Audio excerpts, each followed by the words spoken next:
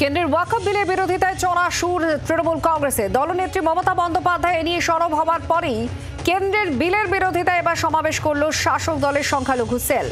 রানী রাসমণি রোডের সমাবেশ থেকে কেন্দ্রের মোদী সরকারকে নিশানা করলেন তৃণমূল সাংসদ কল্যাণ বন্দ্যোপাধ্যায়। পাল্টা জবাব দিয়েছে বিজেপিও। ভারতবর্ষের সিকিউরিয়ার ক্যারেক্টারটাকে কেন্দ্রীয় সরকার মোদী সরকার নষ্ট করে দিতে পারে কিনা, আমাদের লড়াই কিন্তু সেই জায়গায়।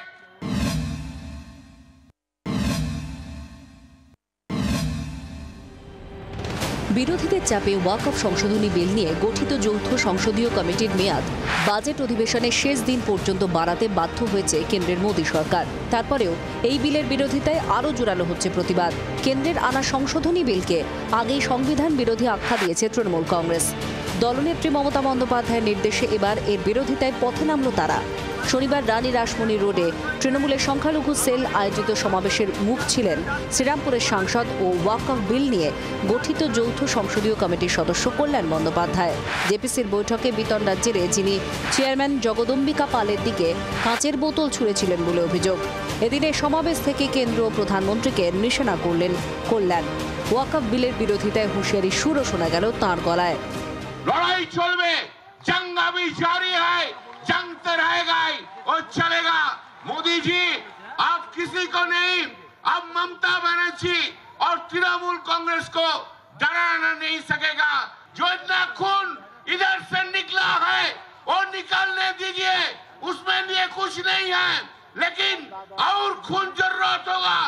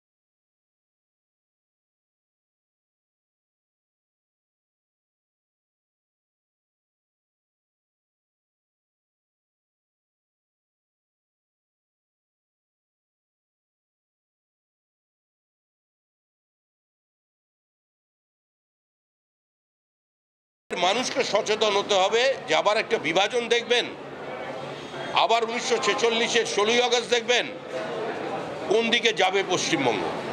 ওয়াকফ বিলের বিরোধিতায় আগেই সংসদে সরব হয়েছে তৃণমূল। এবার এর বিরোধিতায় পথে নামল রাজ্যের শাসক দল। প্রবীর চক্রবর্তী ও মৌমিতা চক্রবর্তীর রিপোর্ট, জি 24 ঘন্টা। বাংলার আওয়াজ, বাঙালির আবেগ, জি 24 ঘন্টা।